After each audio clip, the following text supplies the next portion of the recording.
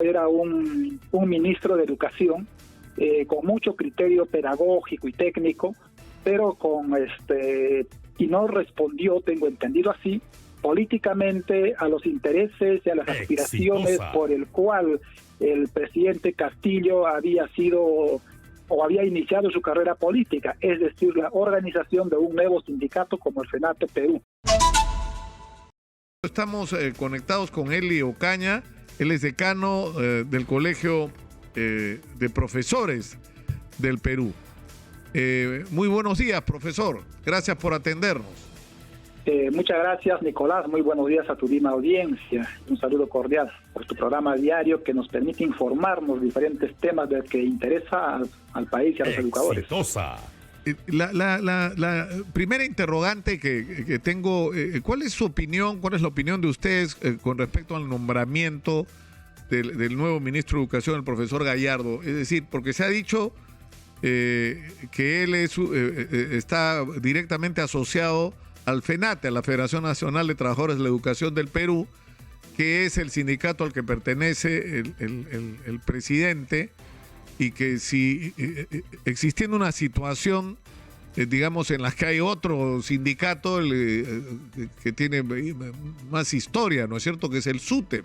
Es decir, ¿cómo se manejaría esta situación de ser cierto que el actual ministro de Educación es integrante de uno de los sindicatos magisteriales? ¿Esto es así o no? En principio, Nicolás, lo que más deseamos todos los peruanos es la estabilidad, la confianza de la población a las políticas que desarrolla el gobierno. Necesitamos que haya responsabilidad y un buen diálogo y concertación entre los poderes del Estado, poder ejecutivo y poder legislativo, pero además también los cambios ministeriales deben estar orientados a la necesidad de fortalecer justamente ese diálogo y a tomar decisiones que nos permitan a una buena convivencia en mediano y largo plazo, dando confianza a los padres de familia, a los estudiantes. El ministro Cadillo efectivamente es un joven profesional muy reconocido, académicamente bien formado, y además también era parte que permitía una relación muy abierta con el mundo académico y profesional del sector educación, lo que daba y generaba confianza.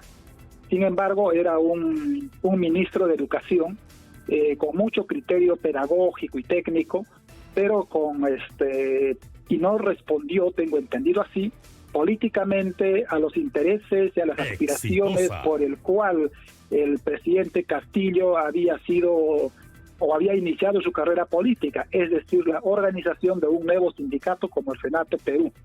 Y por tanto, la presión de ese sector político desde un principio, desde el momento de la elección del ministro Cadillo, existió en el sentido de que no estaban de acuerdo ellos lo que querían era un representante político, partidario y que refuerce al sindicato. Y entonces, en la medida de que iba a haber un cambio en el Ministerio del Trabajo, lo que ellos intentaron es buscar un ministro de Educación que, sin haber motivos en ese momento, necesitaron ellos tener un ministro de Educación muy ligados políticamente y hasta casi ideológicamente al sector de ellos, ¿no? Y por tanto, según muchos informes, según todas las evidencias, obviamente el profesor Gallardo representa a eso, y eso es inocultable, eso nadie lo puede negar. Están las informaciones, los medios periodísticos, las evidencias, los discursos, las fotografías, lo demuestran así. Por tanto, el presidente lo que ha querido es un ministro condescendiente con sus fines y objetivos políticos sindicales en el campo magisterial. Pero más allá de eso, estimado Nicolás, lo que quisiéramos es que efectivamente cuáles son las propuestas educativas que tenemos que discutir hoy en bien de la educación. Allí hay varios temas. Por ejemplo, en la etapa electoral, el presidente manifestó que va a invertir no menos del 10% del PBI para educación. Sin embargo, el presupuesto para el 2022 solamente llega al 4.2, ni siquiera al 6% del PBI, tal como indica la norma constitucional. Por otro lado, hay grandes demandas hoy, la necesidad de tener escuelas con infraestructura mejorada. Necesitamos instituciones educativas debidamente implementadas, que tengan conectividad, que garanticen espacios para el retorno a la semipresencialidad o presencialidad después de la pandemia. Porque sería inadecuado, Nicolás, que los docentes y los estudiantes retornemos a la escuela en las mismas condiciones que la prepandemia. y habiendo diagnosticado grandes falencias en salud, en educación y muchos otros aspectos en derechos laborales durante este tiempo, tengamos que volver a la escuela mirando las mismas condiciones, sin mayor inversión, sin mayor presupuesto, tal como se había manifestado. Por tanto, creo que aquí hay grandes retos y pediremos al ministro de Educación que, así como antes se exigió en las calles mayor presupuesto, mayor inversión, capacitación, actualización, respeto a los derechos profesionales de los educadores, en este periodo que ahora es posible ser atendido, efectivamente se realice, se cumpla, porque allí están pendientes, por ejemplo, la necesidad del concurso de nombramientos con transparencia, con una buena evaluación que permita seleccionar a los mejores docentes, pero también a los docentes que han adquirido muchos derechos a lo largo del tiempo, que tienen mucha experiencia. Nos ha parecido un poco incongruente, por ejemplo, que algunos congresistas hayan pedido de que se reduzca algunas condiciones de la evaluación. Al contrario, nosotros como maestros hemos manifestado que la evaluación debe ser la más adecuada posible, pero se valore los dos aspectos, la formación profesional y académica, pero también la experiencia con el tema de la evaluación de su desempeño docente. Y entonces hay que combinar así. Por otro lado, también necesitamos, por ejemplo, el pago de la deuda social, necesitamos el reconocimiento de los derechos que el docente requiere al 100% del CTS, incluido también el valorar la remuneración de los docentes cesantes y jubilados. Es decir, Nicolás, hay muchos temas que discutir, pero el problema es debatir en esta etapa. ¿Cómo se hace, profesor Ocaña? Es decir, el déficit solamente en infraestructura educativa, y la primera vez que se dio una cifra clara sobre eso fue acá, y la dio el entonces ministro Alfaro, cuando era ministro, y de esto ya pasaron años, era de 100.000 millones de soles. En esos momentos, ahora es bastante más que eso, ¿no? Entonces la pregunta es, ¿cómo haces para superar esa brecha? Es decir, ¿cómo vamos a hacer para resolver el problema? Es decir, en términos de infraestructura, los números son que más del 50% de los colegios tendrían que ser traídos abajo y vueltos a hacer, o construir nuevos colegios. Entonces, ¿cómo hacemos? Es la pregunta. Porque con las asignaciones presupuestales, así se le dé el 10%, no alcanza. O sea, vamos a necesitar años para resolver esa brecha. Y estamos hablando, profesor Ocaña, solo de infraestructura física.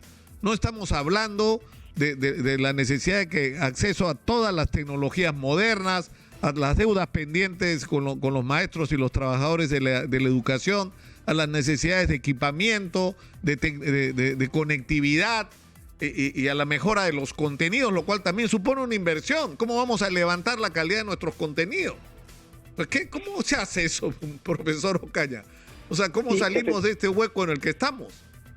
Uno de los temas por el cual tenemos que empezar es dotándole de mayor presupuesto para el sector educación, para ir cerrando algunas brechas pendientes.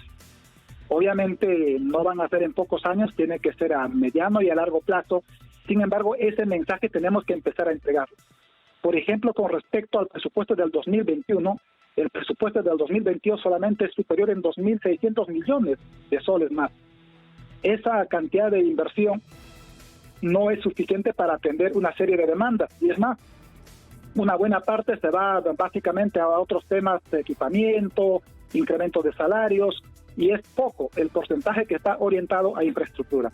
Por eso es algo importante y la necesidad de la coherencia de invertir mayor presupuesto en educación, elevando el porcentaje del PBI para educación, que significa también, en buena cuenta, mayor recaudación, renegociación de los grandes contratos que tiene el Estado con las empresas privadas, con las empresas estratégicas, lo que sí lo que manifestó el presidente de la República en época electoral, y que sin embargo hoy como que se está relajando. El otro tema es la necesidad de priorización de algunas acciones. Es cierto, los docentes tienen deudas pendientes y el Estado tiene que honrar sus deudas, y ese honrar sus deudas tiene que ver también con asumir en su oportunidad. En el Congreso de la República hay debates pendientes al respecto, con la finalidad de reconocer esos derechos, pero muchas de ellas tienen que ver con recaudación, muchas tienen que ver con la decisión política del gobierno para invertir en educación, pero por otro lado también es la necesidad de cumplir con los compromisos, y esos compromisos electorales han sido por ejemplo, un salario mínimo para el docente de una unidad impositiva tributaria, y con el incremento de sueldos de 100 soles en marzo del 2022 y 100 en noviembre de ese mismo año, lamentablemente estamos bastante lejos de cumplir con ese compromiso. Y entonces allí necesitamos ser más coherentes con la propuesta, con el planteamiento, y además también hay fondos en la caja fiscal que podría invertirse en mejores condiciones. Y por eso reiteraba al inicio de que si nosotros no hacemos inversión, si nosotros no apostamos por invertir más en educación, lamentablemente vamos a volver a las mismas escuelas que se diagnosticaron en el año 2019, claro, en la etapa de la prepandemia. ¿De qué nos vale tener ya, porque más diagnóstico no se puede hacer, profesor Ocaña? Está clara cuál es la situación. El problema es cuál es el plan para enfrentar esta situación, en cuántos años se va a realizar, de dónde van a salir los recursos, cuáles son las prioridades, por dónde vamos a empezar. O sea, yo sinceramente hasta ahora no termino de tener claro este tema. Igual que la discusión sobre la evaluación, que yo creo que ha estado completamente perturbada desde los días de la huelga. Es decir, ¿cuál es la discusión finalmente? Yo escuché al profesor Cadillo, porque se dijeron muchas cosas incluso falsas sobre la posición del profesor Cadillo, que quería bajar los estándares. No, sobre lo que hacía insistencia el profesor Cadillo es que no nos olvidemos que estamos hablando de maestros. Es decir, y a la hora de evaluar a una persona que su función principal es la de ser maestro, esa tiene que ser nuestra prioridad. O sea, que toda la evaluación tiene que ser dirigida a llegar a la conclusión de si está calificado o no para el ejercicio del magisterio, que es de lo que se trata, no de si tiene cultura o si tiene habilidades, ¿no? Sino si es un buen maestro o no, finalmente, ¿no? Así es, efectivamente de eso se trata. Nosotros hemos planteado en reiteradas oportunidades que estamos de acuerdo con una evaluación que permita diagnosticar las condiciones y la real situación de los docentes del país y a partir de ellas generar todo un plan de capacitación y actualización docente. Y en la actualidad las necesidades se han multiplicado. Imagínate, la educación virtual que no estuvo prevista el 2020, hemos tenido que ejercerla, los docentes se han reinventado, han tenido que desarrollar sus propias habilidades, habilitarse en materiales, de recursos tecnológicos, invertir en muchos fondos, pero más allá de eso, lo que necesitamos es que justamente cuando se hagan procesos de evaluación tenemos que identificar cuáles son las fortalezas pedagógicas, académicas, de uso de metodología y conocimiento de los diseños curriculares que uno implementa en la escuela y cuáles son las condiciones que desde el Estado la pregunta, profesor, es decir, se supone que el objeto de las evaluaciones es establecer cuáles son las debilidades, ¿no es cierto? Y las virtudes y trabajar sobre ellas. Ahora, pero debería ser un compromiso del Estado el ayudar al maestro a calificarse, a mejorar sus condiciones, ¿no es cierto? Me estoy refiriendo al maestro de la escuela pública, ¿no? La pregunta es cuánto de esto se ha cumplido, ¿no? Efectivamente, el Ministerio de Educación tiene la responsabilidad de diseñar, evaluar y promover actividades permanentes de actualización, capacitación y desarrollo profesional de los docentes a través de diferentes programas en alianza con universidades, como programas propios, en alianza con otras entidades. Por ejemplo, durante este periodo se implementó en Perú Educa para desarrollar programas de capacitación y actualización. Sin embargo, en un periodo donde los docentes también estaban muy saturados atendiendo a los alumnos en educación a distancia. Pero por otro lado, necesitamos también hacer grandes reformas en lo que es la formación inicial del docente. Si tú no garantizas una muy buena formación inicial del docente, lamentablemente las situaciones más adelante se irán empeorando. Por eso es importante que desde el Ministerio de Educación no solamente nos preocupemos por algunos aspectos como el cumplimiento de labores, de las jornadas, del desarrollo curricular, sino garantizar una capacitación y actualización permanente para ese docente. Pero también tenemos que valorar las alianzas que se debe generar y crear con otras organizaciones nacionales e internacionales. Y allí están, por ejemplo, los académicos, está el FONDEPA, y está, por ejemplo, el Consejo Nacional de Educación, la rama magisterial, el mismo Colegio de Profesores del Perú. Te comento, Nicolás, nosotros desde el Colegio de Profesores del Perú hemos presentado un proyecto de conectividad y educación digital. Y dentro de uno de los planteamientos fundamentales es garantizar conectividad y educación digital al 100% de la población para el año 2024. Pero ¿quién debe implementarla? Es el gobierno, el Ministerio de Educación. Hemos presentado dicho proyecto al presidente de la República, al Congreso de la República, al Ministerio de Educación. Sin embargo, el presidente hace días atrás nos ha respondido indicándonos que debemos de presentarnos al Ministerio de Educación, que es la que tiene que escucharnos. pero sin embargo vemos por las noticias que el presidente se reúne con su sector político, pero con el colegio profesional ni una cita, ni una llamada, ni siquiera una apertura para poder ir a explicarlo. Por eso hemos emitido sendos comunicados en estos días, estamos pidiendo al ministro Carlos Gallardo a fin de que nos agende una reunión para nosotros en nuestra condición de colegio profesional de los educadores del Perú, expliquemos al Ministerio de Educación nuestras propuestas en este ramo, que incluye capacitación, actualización, contenidos curriculares y además también incluye todo un proceso de integración, descentralización que llegue desde la más alta estructura del Estado hasta las provincias y los distritos, pero valorando, permítame decirte, Nicolás, las capacidades y habilidades profesionales, las buenas prácticas de los docentes de las regiones y de las provincias, que sí los hay, pero no esperar solamente que las grandes decisiones se hagan desde el Ministerio de Educación y menos aún sin conocimiento pleno de nuestra realidad, que es diverso, es realmente compleja. O sea, de las primeras cosas que tendría que haber hecho el ministro de Educación al instalarse es convocar a los representantes de los maestros, ¿no? Al colegio de profesores, al SUTEP, al propio FENATES. Es un sindicato inscrito y registrado, o sea, tiene absoluto derecho también a ser parte, ¿no es cierto?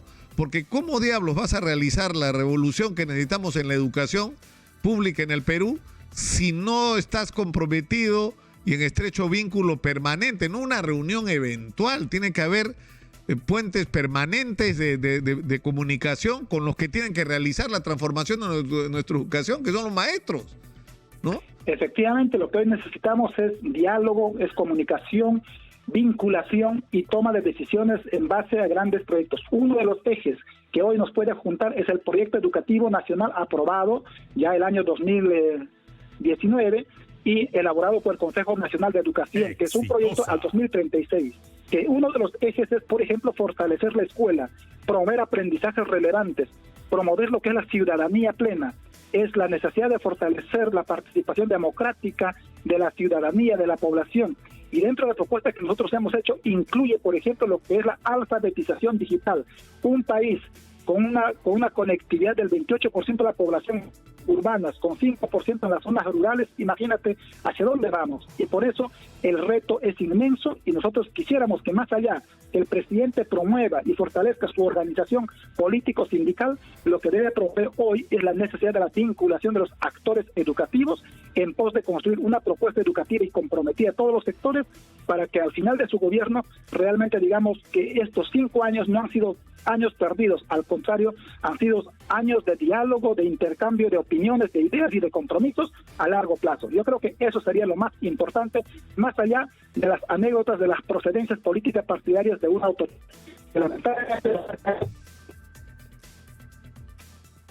Realmente es un mensaje de verdad. Sí. Eli, le agradezco mucho por esta comunicación y ojalá que su invocación sea escuchada. Muchas gracias por atendernos.